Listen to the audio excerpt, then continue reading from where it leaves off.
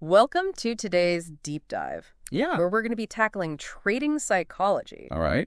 We'll be looking at Chapter 2 of Trading in the Zone by Mark Douglas. Okay. And really trying to understand why so many people are drawn to trading, but struggle to succeed. Right. Yeah. It's fascinating because Yeah. trading really does seem to offer this unique freedom. Mm-hmm. You know, you have so many choices in terms of strategy and how you actually execute trades. So it's almost like trading is a Wild West. In some ways, yes. Yeah. The author mentions attending a seminar, and someone there actually calculated that there are over 8 billion possible spread combinations in just the bond market alone. 8 billion. Yeah. That's incredible. It is pretty amazing. But if trading offers so much freedom, why do so many people struggle? Yeah, that's the catch. Yeah. You know, this freedom also comes with a really unique set of psychological challenges Okay. that most people just aren't prepared for. Mm-hmm. Think of it like a child being let loose in a candy store with no supervision. Right. All that freedom can quickly become overwhelming and lead to poor choices. So how does that apply to experienced traders, though? Right. They should know better, right? You would think so. Yeah. But, you know, even seasoned traders can fall prey to these psychological traps. It all has to do with a fundamental conflict between our innate desire for freedom and the structures that society kind of imposes on us. So you're saying we're all born with this drive to explore and express ourselves. Absolutely. But society is constantly telling us no or forcing us to conform. Exactly. And it starts from a very young age. Imagine a toddler completely fascinated by a beautiful vase, you know, reaching out to touch it, only to be met with a sharp no from a parent. Right. I think we've all experienced this kind of restriction in one form or another. Oh, yeah. I can definitely relate to that. Yeah. But how does this childhood experience connect to trading? Well, every time our natural impulses are denied, it kind of creates a unresolved emotional tension within us. And these unfulfilled desires, if left unaddressed, can manifest later in life Oh, wow. as emotional pain frustration. Okay. Or even lead to addictive behaviors. So you're saying these unresolved issues from our past can actually sabotage our success in trading? Absolutely. These underlying emotional patterns can make it incredibly difficult to develop the discipline and focus that's really crucial for consistent profitability in trading. It's like almost the things that made us as children are the same things that break us as adults. This is so true. So the very freedom that attracts us to trading can become our downfall if we haven't addressed these deeper psychological patterns. Right. It's like a double-edged sword. It is. That's a great way to put it, and to make things even more challenging. Oh, great. Trading has no external rules or boundaries like most other areas of life. Yeah. It's pure expression of personal choice, which can be incredibly liberating, but also incredibly dangerous. It's interesting that you say that, because even gambling, as risky as it can be, at least has rules that are designed to limit losses. Trading doesn't have that. Exactly. That's why self-control and internal discipline are absolutely essential for trading success. You know, this lack of external structure requires a whole new level of self-awareness and responsibility. So without that internal structure, traders might resist creating rules for themselves because it feels like a betrayal of the very freedom that attracted them to trading in the first place. Precisely. And that's where many people get tripped up. Right. They end up trading randomly, hoping for lucky breaks, and then blaming external factors when things inevitably go wrong. So they refuse to take responsibility for their actions. Exactly. And then they think that it must become this vicious cycle of bad decisions, losses. Unfortunately. And then blaming something or someone else for those losses. And without taking personal responsibility for their actions and their results. It becomes almost impossible for them to learn from their mistakes and develop the consistency they need to succeed. So how can traders break free from this cycle? Right. If random trading is so detrimental, what can they do to cultivate that internal structure and start making more disciplined decisions? That's the million-dollar question. Yeah. And it's something we'll dive into after a short break. Sounds good. Let's take a quick pause and come back to explore how to create that solid foundation for trading success. Wow, sounds good. Looking forward to it. Welcome back. So how do we start building that crucial internal structure? Yeah, that's essential for trading success. It seems so important. It really is. And it all begins with recognizing that we need to shift our focus. Instead of trying to control the market, which is impossible, by the way, right, we need to master ourselves. So we need to learn how to control our reactions to the market. Exactly. Rather than trying to control the market itself. Yes, it's about recognizing that the market is going to do what it's going to do. And our job as traders is to learn how to navigate that unpredictable landscape effectively. Oh, okay. And a big part of that involves developing specific mental skills. Okay. 3 key areas. Yeah. Discipline, perception, and perspective. Okay, so let's unpack those one by one. Sure. Starting with discipline. Why is that so critical in trading? Discipline is really the bedrock of consistent action. Yeah. You know, it's what enables you to stick to your trading plan even when your emotions are running high. Right. Which can happen a lot in a volatile market. So it's like having a set of guardrails to keep us from veering off course when the market throws us a curveball. That's a great analogy. Yeah. Discipline provides that structure. So you're not just reacting emotionally to every little fluctuation. Right. Without it, you're at the mercy of your impulses. Yeah. Which can lead to impulsive trades and costly mistakes. So how can we develop this discipline? It sounds easy in theory, but much harder to put into practice. You're absolutely right. Especially when real money is on the line. It does take consistent effort. Yeah. One practical step you can take is to create a pre-trade routine. Okay. This could involve reviewing your trading plan, setting clear entry and exit points for each trade, and determining your risk tolerance before you even place a trade. So it's almost like having a pre-flight checklist before a pilot takes off. Yes. It helps to ensure that you're approaching each trade with a clear head and a well-defined plan. Exactly. And speaking of clear-headedness, that leads us to the next skill. Perception. Perception, how we view the market. Right. And interpret all the information that we're bombarded with every day. Yes. The challenge is that our perceptions are often colored by our own biases, whether we're aware of them or not. Right. And in trading, those biases can lead to some very costly blind spots. Because if we're not seeing the market clearly, we're bound to make decisions based on bad information. Precisely. It's like looking at the market. Through a distorted lens. Yeah. You know, everything appears warped and out of proportion. So how can we develop a more objective and accurate perception of the market? Right. How do we get rid of those distortions? Well, one of the most effective techniques is journaling.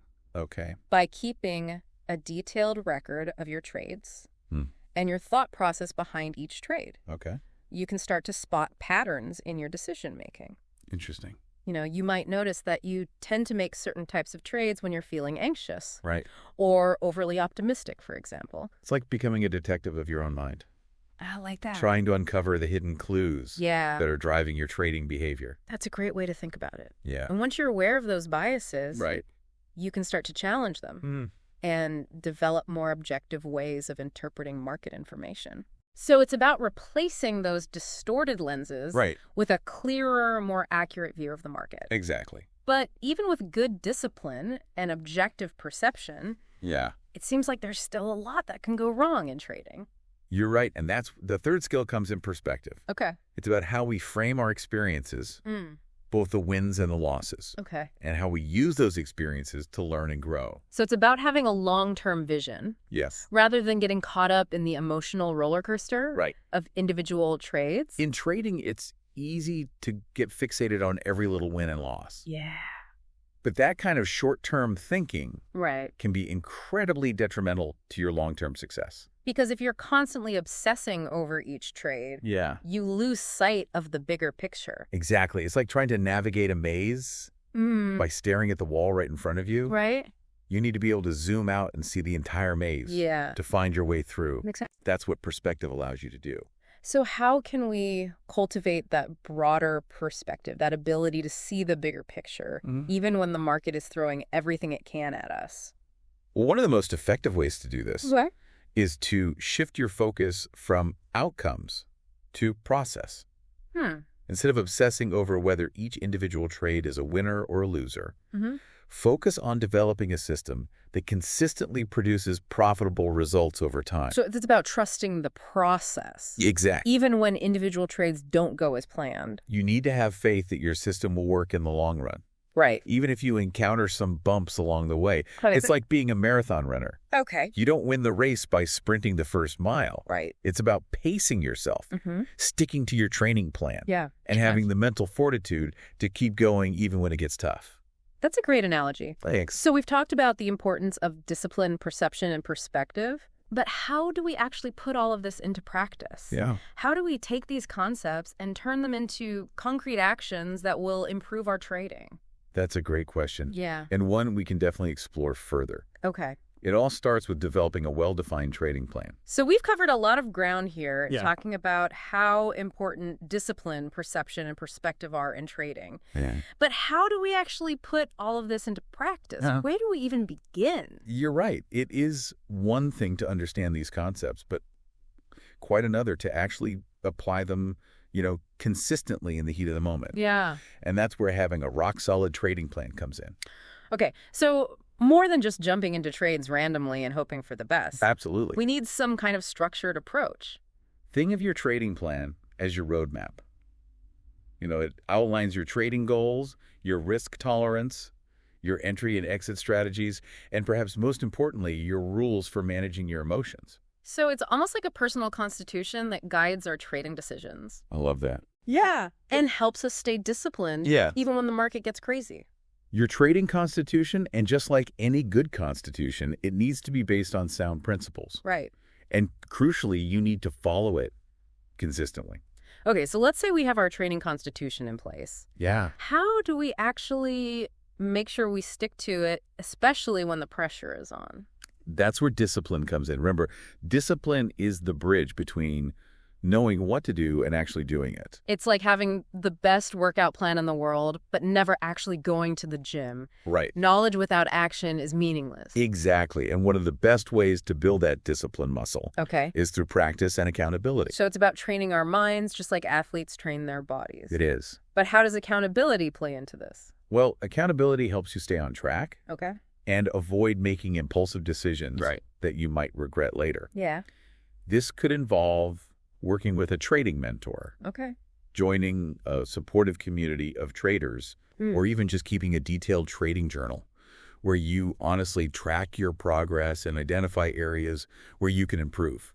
It's almost like having a personal trainer for your mind. Yeah. Someone to keep you motivated and hold you accountable for your actions. That's a great way to put it. And as you develop that discipline and start refining your trading plan, you'll naturally start to see improvements in your perception of the market as well. Because when you're less ruled by emotions and biases, you can see things more clearly. Yes. You're not as likely to get tricked by market noise or fall for those psychological traps we were talking about earlier. Precisely. It's like you're finally able to cut through the fog of fear and greed and start seeing the market signals with more clarity and objectivity. And as our perception improves, I imagine our perspective naturally shifts as well. It does. We start to see trading as more of a long-term game, focusing on consistent profitability over time, rather than getting caught up in the short-term fluctuations. Exactly. It's like shifting your focus from trying to win every single battle to winning the entire war. Wow.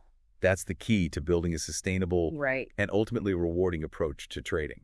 So it seems like mastering trading psychology is really a journey of self-discovery and continuous improvement. It's about understanding your own motivations, your strengths, and your weaknesses, and then using that knowledge to develop the mental tools and strategies that'll help you navigate the markets effectively. It's about transforming your relationship with risk uncertainty and, most importantly, with yourself. That's a great way to summarize it. Yeah. And as you embark on this journey, remember that setbacks are inevitable. Of course. Everyone makes mistakes in trading, even the most experienced professionals. Sure.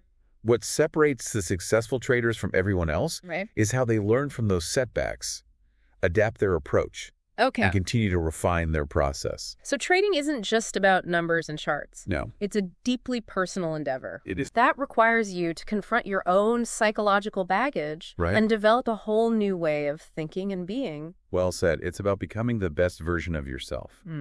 Both as a trader and as a human being. That's an inspiring message. So for anyone listening who's interested in exploring the world of trading, remember that the greatest obstacle to your success isn't the market itself, but your own mind.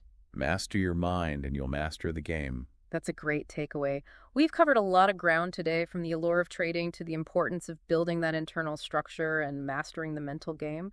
But the real journey starts now as you take this knowledge and apply it to your own trading. Keep learning, keep practicing, and keep believing in your ability to succeed. We've enjoyed taking this deep dive with you today, and we look forward to exploring more fascinating insights into the world of trading with you in the future.